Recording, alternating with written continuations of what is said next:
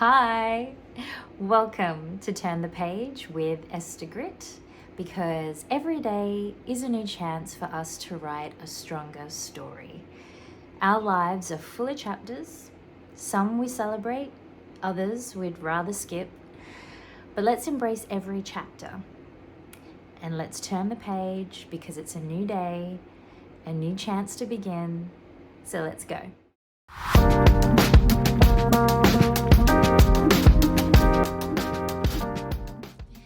So for those of you who are new to this channel, I am on a wellness journey and I want to build strength, resilience, and the confidence to write my best chapter yet. I'm 43 years old and I love wellness. I am also entering a Hyrox competition in August, and I want to make sure that everything that is going on within this body is at its best. And I want to be at my best performance, my optimal performance, when I go into the Hyrox competition. So, as per the title of this video, I will be getting a DEXA scan for body composition and for bone density. I will also be getting a VO2 max test done, and I will be sharing with you if it is worthwhile. If it's worthwhile for people that are over 40 or soon to be 40, and also what the heck is osteopenia?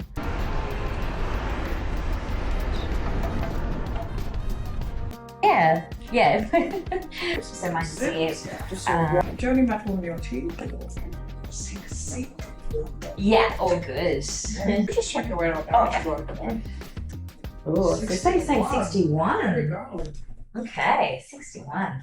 Have you had fractures in the past? No. So a fragility fracture, very specifically, it's when you have weak bones, and let's say you just like hit it against something, it snaps. Yeah. Like that. You haven't had that. I know. Do you currently smoke or have smoked? No. I used to smoke when I was younger. I was 20s. Previous fracture? No. No. It's actually that's for your mom. There's been fractures in the family. No. Have you had glucocorticoids? It's an asthma sort of medicine for breathing and all. No. No. Okay. You ever had arthritis? No. So we're just doing the total body composition and the bone density? Yes, the two two. of them? Yeah. Right. So both scans take different amounts of time. The first scan, just your total body, will be about 9.5 minutes. Okay. Right, so we'll start that off, and then I'll come in and I'll do your second scan. Yeah. Perfect, cool. I just need you to, I'm going to need you to move to my left, please. That's good. So I'm just going to put this pillow between your legs, so during the scan, you don't feel compelled to move. Okay. We usually recommend if you can go like this, I can. but if it gets, we wouldn't want you to move during the scan, so Yeah. make sure like everything's just in there. Okay. So does that matter if I'm kind of tensing my body? Oh no, it's fine. I mean, you can stay loose if you want to. I don't think we'll really pick up on that. I think what we're trying to do is just get your entire body to fit in the frame, Okay. so it picks up on every single thing. Sure. But sometimes your hands it differs from patient to patient, and also because I feel like you don't have a lot of bone density in your arm. Now, I do recommend closing your eyes for the first few minutes of the scan, just to avoid the light. It's very little radiation as well from the machine. Okay. Not as bad as compared to an X-ray. Yeah. Okay. Stay as still as possible, and it is 9.5 minutes, so very welcome to take a nap. Okay. So I'm now being scanned for bone density. The first scan that I got was for body composition. DEXA, which stands for Dual Energy X-ray Absorptiometry, is a low radiation scan that detects, measures, and calculates body fat, regional fat distribution, visceral fat, and lean muscle mass. So depending on how in-depth you want to go with your scans, you can get a bone density scan, which is what I'm currently getting now, and this will screen you for low bone density or osteoporosis. And as women, we are more prone to develop osteoporosis. Our bone density does start to decline after the age of 30. I'm now 43, so I thought it'd be wise to get myself checked out for that. So for someone that's interested in performance and healthy aging, a DEXA scan can provide a useful baseline to track changes in the body, especially during the phases of perimenopause and menopause for us women. And I'm not too sure if I'm going through perimenopause, but I just thought I may as well get checked, you never know. As I get older, I want to train smarter, not just harder, and I want to thrive, not just survive. And as we age, we begin to lose muscle mass. If we don't actively maintain our muscle, then we become weaker, more fragile, and I was seeking a more informative and accurate measurement rather than the scales or calculating BMI manually, and I thought this would be the ideal way to get that information. So just to let you know, your scans will be emailed to you. Oh, so we don't go through them today? No, because it takes about 48 hours to make your report. Yeah, okay. So once we email that to you, there's also a reference page which helps you sort of understand and read through the scan. Yep. So you know what's what. Okay. The reference page is explained really well, so it shouldn't be. Okay. But if you would like a further consultation, I think you are meeting with Kate. Yes. Yeah. Kate usually does deal with the DEXA scans, but I think you might have another appointment with her. Yeah, I've got a VO2 max, yeah. So, how old are you? 43. 43. So we'd be going for 177 should be your max. 77 should be my max. So okay. it should be kind of 220, take your age, is kind of how we basically estimate whereabouts your max should be-ish. Are you usually doing quite a bit of activity? I'm pretty active, so I'm training for Hyrox. I used to do a lot of running. I used to do some ultras, but injured myself, and so I've kind of stopped doing that and just doing more high-intensity workouts. Cool. Ideally, the test should take between 8 to 12 minutes, so we kind of want you hitting your max in that period. Okay. So I'll start you relatively high level. For some people, we start them a bit lower if they don't really exercise very much and they're not particularly fit. Some people we start them a little bit higher. What will happen is I will be asking you every single time that we increase, basically whereabouts your exertion level is. It's slower than you think it's going to be. Okay. But it'll still be very difficult. Yeah. So should I be trying to push myself? Towards the end. Towards so at the start, end. Okay. I'm not going to be pushing you very hard at all. Okay. Because if we get you to gassed in 2 minutes, that's not a measure of your body's ability to uptake oxygen. Yeah. So you start uptaking oxygen after all the body's supply of anaerobic energy or predominant supplies of anaerobic energy are gone. So if we're gassing you at the start, we won't get you to the area where you're using lots of oxygen. Yeah, okay. So we kind of wait for that 8 to 12 minutes to start gassing you. Yeah. So we'll just be doing a nice quick walk and then a bit of a jog and then so on and so forth. Okay. Yeah, it won't be too bad. Okay. It won't be too bad. So it's going to be a normal start. It's just going to go up to like 1 or something. We're just going to pop this all the way up. So it'll end up being relatively high, like you're walking up quite a steep hill. Okay. I'll just grab a bit of just pop this up to about 3 so you can have a bit of a warm up. We'll be starting at 5. Okay. Just warm up for about 30 seconds a minute. Beautiful. Feel pretty okay? Yeah, feels good, yeah. This feels like Claustrophobic? kind of like what it might feel like for a dog if they had a muzzle? That's it. Yeah, is it okay to talk? Ideally, when we start, I'll get you to just kind of not talk unless we're saying the number, or if you're going, no, need to stop. Yeah. I will be giving you gentle, quote unquote, motivation. Towards the end, I'll be trying to get you to push yourself a little bit, nicely yelling at you. Okay. Go.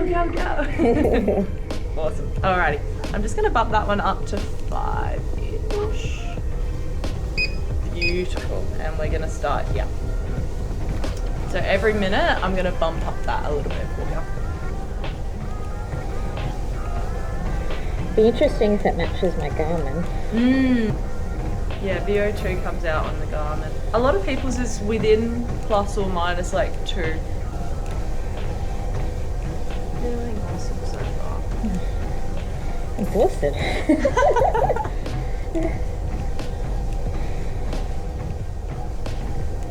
Keep on going at this pace.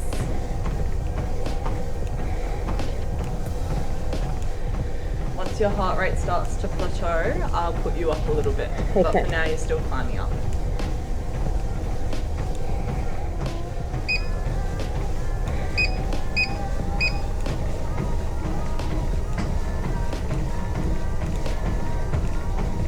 You can go into a jog if you need to as well. Feels better.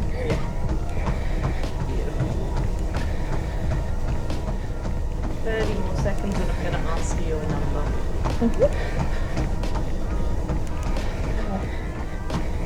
I don't know, I think it's 15. 16? 15, yeah. 15. You can still chat, so I think we're okay. Oh, okay. I'm a bit mean. So here I'm trying to explain, which is difficult in itself whilst doing this test, why I'm unsure on the exertion level from 1 to 20. Perhaps talking wasn't a wise decision, but basically I've never experienced this style of exertion before. I have done multiple sprinting sessions, however there is adequate oxygen around me with no mask restricting my breath. I definitely needed to take deeper and faster breaths. My legs felt heavy and there was tightness in the calves as I'm on a steep incline. Also, I was slowly starting to feel dizzy. Another 30 seconds around here.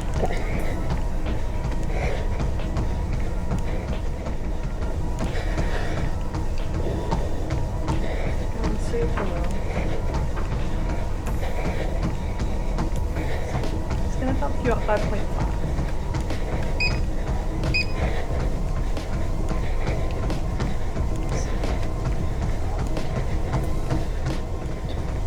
I feel like I'm struggling to breathe. A little bit? Yeah. Feeling okay?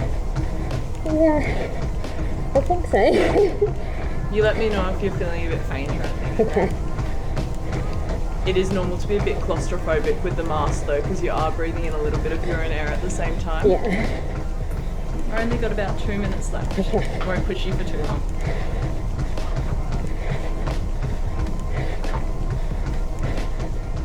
Whereabouts are we? Maybe 17? Going well.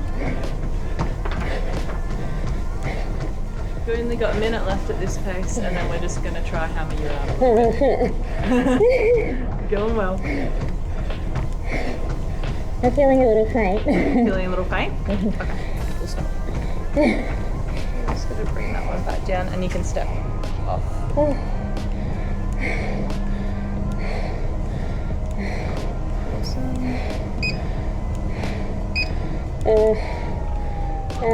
Still feeling faint? A little bit. Okay. Just going to pop this one off for you. We'll get some air.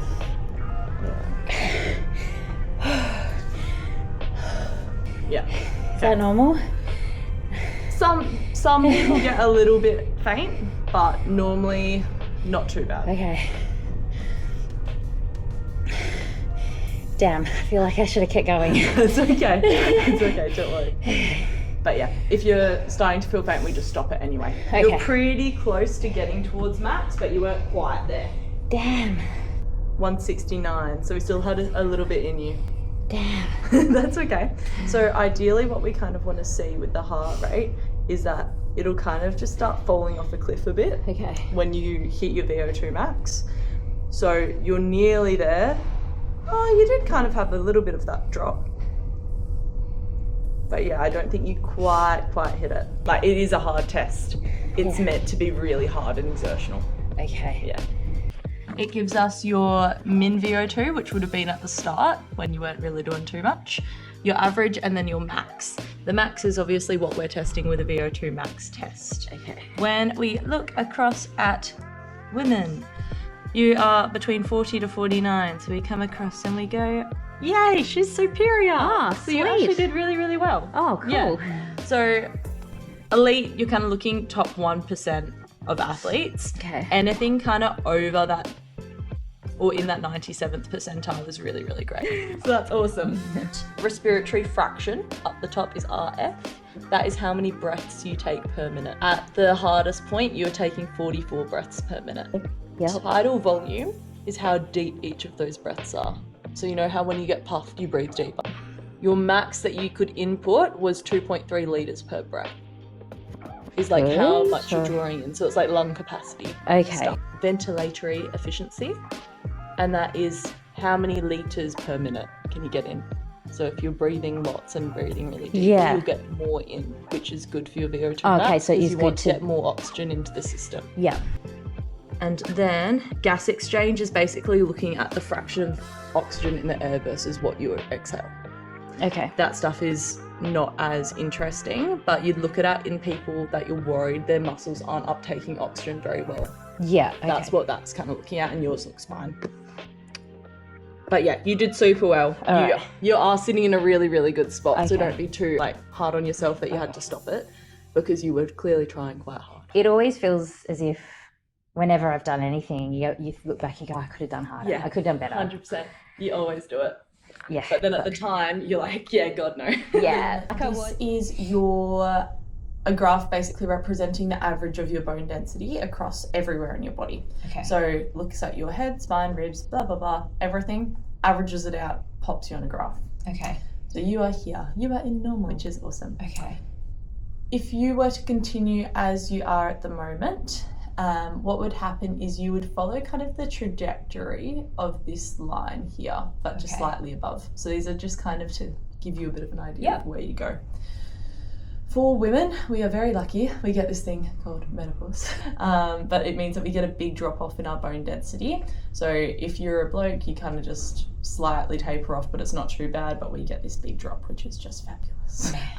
So we're kind of sitting a bit pre that at the moment, but it's something that we want to think about so that we can up the bone density as much as possible, so that when you do get that drop, it doesn't cause you to kind of go into osteopenia, osteoporosis. Yes. Yeah. This dotted line represents if you were to be on bed rest for the rest of your life, stop doing all your normal activities, that kind of thing, you'd kind of fall into osteoporosis in your 60s. If you were literally having no load through you at all. Mm-hmm. But this is kind of representing if you just were continuing to do what you're doing now. It can be repaired. Yeah. Okay. Yeah. You can increase bone density or you can decrease bone density. And it's basically just the way that we deposit bone is through lines of force. So if you're consistently running and etc., that's awesome. You're getting lots of force up through your legs. But because density, it's not just a measure of going this way, it should be a measure of going every which way, because you need your bone to be deposited in a matrix to make it strong in all directions. Sometimes if you're doing lots of weight-bearing load, but just one way, you can kind of get a little bit of a surprise with, I've been loading myself, I've been running, I've been doing weights. But if you haven't been loading from lots of different directions, sometimes it can mean that your bone's been deposited one way but isn't dense because it's not multi-directional. Yes, you can improve your bone density by one, lifting heavy loads or doing heavy things, but also from doing it in lots of different directions is kind of my main takeaway of that. Spine, fine. All of these values we ideally wanted about a 1. With spine, if we're just looking at spine as a whole, it looks okay. Okay. Ribs probably need a little bit of work, but a lot of people's do, and we do struggle to load them because it's weird to load a rib. Things like boxing, where you're getting a bit of kind of force back. Things like planks, push-ups, side planks, mermaids, and like a Russian twist, things that are weighted around the obliques and everything that kind of attaches to the rib. Arm-wise, probably could load a little bit more there as well. So a little bit more upper body work. Oh, really? And predominantly push work rather than pull work. Push. Okay. I thought I was pretty strong in the arms, I but reckon maybe but not. also your bone density, if you've started doing a lot more exercise and kind of been rounding out your routine, it might be that it's actually gone up from maybe what it was last year. Okay. To know if I've got any improvement, I would have to get another one of these done. I do it after trying to implement an intervention, and normally that's in about 6 months to a year, I would say, because you want that actual time for your body to kind of change. Legs are decent, which is good. I don't think that the left total of your body really matters. It's really not that helpful. Pelvis is good. Total as a whole is pretty good. You're a little bit higher than most people your age is what this is saying. So you're in the slightly higher than average. BMI is normal. Again, ignore BMI though, because it is a measure of your height versus your weight. It is a really crap measure of everything. Sure. They don't know what of that is muscle, what of that is fat. I just don't like it. The more interesting stuff is down here. So you can look at your lean muscle tissue in every portion of your body. Your left leg dominant, which is more common with right-handedness, because if you throw, you step through your left leg. for example. Yeah, okay. So you normally have the connection between left and right being opposite. Sure. Which again, just a fun bit of information. Yeah, no, that makes sense. Android and gynoid here, what they're looking at is where you store most of your fat and muscle. So for females, we tend to have a lot more around the hips, which you do. For males, they tend to have a lot more around the belly. So classic like beer belly type of thing, which you don't have very much of that at all, which is good in terms of visceral adipose tissue and stuff like that, but we'll go further in there later. In terms of total fat, you're at 27.7%. Anything around there I'm happy with. If you were really striving for an ideal, I'd say 25% is ideal, but you're pretty healthy. Like obviously some elite athletes, they'll sit more down in the 20s, like lower. But if we don't have enough fat around our organs, we don't function. So you need fat.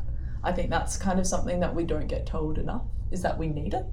And some people just sit where they sit, but anything in that range is quite healthy. Some people just with their body type will store a little bit of fat like at the hips or store a little bit in certain areas, and that's just their body type as well. It's not something that you can really change. For you store a little bit at your hips, which is quite normal for women as well. It's good. Sometimes it makes you look like you've been hitting glutes a lot. Without hitting glutes. But yeah, so I wouldn't be too concerned about that at all. That's really healthy. If we are looking into spine here, this is where I'm a little worried. This is the one that's a little funky, but not too bad. So we kind of looked at the average before. You're a little bit low higher up. The higher up ones receive less load than the lower down ones because there's more of you above it. So you get more load the lower down that you look. So therefore, normally your L1 and 2 will be the lowest. You're a little bit lower than we'd like you to be, particularly around that L1, L2. You can always be high with L3, L4, but it's more just a little low. That would be more of kind of your overhead loading, particularly push-based. Every time that you exert force on something, it exerts force back on you. So it's like those Newton's laws. So if you're pressing against something, it's pressing against you. Whereas if you're pulling something, it's not really putting force through the bone. It's just pulling back at you rather than pushing through you. So you kind of want to look at shoulder press, wide grip, narrow grip. You can do some overhead like push-up based stuff. Handstands are great. Things like that where you're loading through the body. Again though, it's very uncommon to fracture at L1 and L2. Like when we look at what your fracture probability is, it's pretty low. It's just that compared to other people, they've got a little bit more bone in the spine than you, which is why it's saying that you're bad. Yeah, that scared me when I saw that. But as a general rule, like you're not. It's just that you need some more bone there so that you're not dipping into osteoporosis when you're in your 60s. And that would only be at your spine. It wouldn't be elsewhere. It's relative to just your spine. It's just a little bit harder as you get older to put it on, so we try to get people to absolutely hammer it before they kind of hit menopause. And then we get that drop. We just want you to start as high as you possibly can be. Hips, ideally I would like you a bit higher here. You will have heard of people kind of falling and breaking their hip when they get older. It's quite a common place to fracture.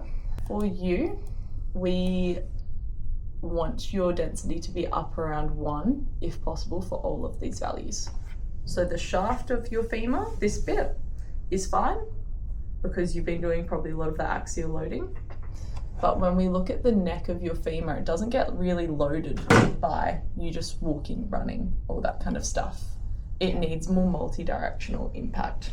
Press, squats, RDLs, curtsy lunges, side lunges, bounding side to side, hopping side to side, all that kind of stuff. Changes of direction if you're doing sprints. Things where you're putting different ways of load through the leg. Wards just refers to an area in here, which is a triangle, where we tend to not deposit much bone, and it has a high fracture risk because of that. It's something that will improve as the rest of it improves if you're multi-directionally loading. You'd probably be getting a bit osteopenic in your 50s, which is why we want to increase that load, probably now. your visceral adipose tissue is actually really low. Is that the bad fat? Yeah. Okay. Yeah, Cool. around your tummy, kind of when they go, oh, that yellow fat that you get around your organs Yeah. when you drink too many soft drinks. That one's quite low. It could almost be a little bit higher, just to make sure that all your really? hormones are functioning properly. Okay. Yeah. So normally I say just aim for 100 or less. Yep. But when I say 100 or less, it's like 80 is probably ideal. You're Okay. on that lower side, definitely, Okay. for visceral adipose tissue. Subcutaneous adipose tissue, you want it to be higher than you want your visceral adipose tissue to be, which it is. And I wouldn't worry too much about it because, again, some of it's on your hips, some of it's on like your arms, and you just have it everywhere because your muscles need food. Yeah. So you have subcutaneous adipose tissue around all of your muscles. Yeah. And that is a perfectly healthy amount. Yay! You do need some to make your hormones work properly and to give your organs the fuel that they need. You're in this cube, that is normal. We like normal. Good. Body mass. Yeah. It's oxygen. just saying, basically tracking your total fat percentage and Okay. putting it on a graph. Yep. And then saying you don't have muscle wastage, which we already knew. Okay, cool. So good. For these ones, it's saying like you're 90% of what we'd expect. So that's okay, but we'd want to be 100% ideally, Yeah. right? Yeah. The only reason this one's low is because it's 89. It's dropped down by 1%. Okay. So you're just relatively low. I was not expecting osteopenia. I had no idea what osteopenia was until I got that report. So I'm glad that I got a bone density scan. Even though it's a very low measurement for osteopenia, and I don't actually have it just yet, but there are some areas of my body that potentially will have it if I don't work on it now. My awareness has now been raised because osteopenia is the phase before osteoporosis, which is very common for women to get during the stages of perimenopause and menopause. So I'm definitely at the age to be a little more cautious, if not extremely cautious, and now I know what I need to work on. I have to admit, I did freak out. I freaked out, I got paranoid. I knew how to read the report because there's instructions that's provided to you, but I'm so glad that I went back to get a thorough understanding. So I went into panic mode. I ended up getting a vitamin D and a calcium blood test just to ease my mind and ensure that I didn't have any sort of deficiency and all is good. So vitamin D is 72, and going off memory, I'm pretty sure my calcium is 9.6 or maybe 9.7. Either way, don't have a deficiency. Happy about that. Yeah, definitely recommend, if you don't know how to read a report, go see a physio and have that explained to you. So happy I don't have osteoporosis. I now know what I need to work on to get better and to reduce the risk of osteoporosis. I was also concerned that maybe Hyrox training wasn't good for osteopenia, but it's actually perfect. Definitely it's going to help improve and increase bone density in the spine. And I also now have a clearer understanding of what isolation movements I should be doing at the gym, or isolation exercises that I should be doing at the gym. I was actually also really surprised at my VO2 max. So my Garmin says I'm 45. The test that I did at the longevity lab said that I'm 50.8. And that put me in the category of superior. Now, I have spoken to a couple of people in the fitness industry, and they have explained to me that different facilities, different clinics use different charts. And so I actually could be sitting at, or in the category of excellent as opposed to superior. And that's fine by me. I don't really mind. I'm just happy I got the report because now I, again, have a baseline of where I can improve in terms of endurance and strength. And I think this is also going to be very advantageous for me for the Hyrox comp that's coming up. Also, I just think in general, even if I'm no athlete, but I am into fitness. But even if you're not into fitness, I still think having these types of scans, body composition, bone density, a VO2 max, can just give you a clearer understanding of what your body needs to improve. I think once I've implemented a program and I've been doing the program consistently over 6 months, I will definitely get another scan to see if there is improvement. I wasn't too concerned with the body fat, even though I'm on the higher end. I mean, I'm healthy, but 27%, I could be 25%. Look, I'm not too fussed with that. I was shocked that my visceral fat was so low. I believe it was 65, and the physio did say to me that it's probably better to be higher than that, maybe between 80 and 100. So I found that quite interesting, because how do I increase visceral fat if I'm not going to increase the fat on the rest of my body? So maybe it's just the way my body is, I'm not too sure. I don't know what I'm going to do about that, but I think I'm pretty comfortable at just continuing on and eating what I'm eating. Maybe if you know, you could leave a comment in the section below, because comments are great. I haven't got any. I can't wink, but yeah, you get my drift. So overall, this cures my case of curiosity, and I'm glad that I got these scans done. My mind is definitely at ease and I know what to focus on, and I think just in general this is great for healthcare and well-being. So if you like this video, please like and subscribe. You can also leave a comment. Thank you for being a part of this journey, and remember, it's never too late to start a new chapter. So keep turning those pages, and I'll see you in the next upload.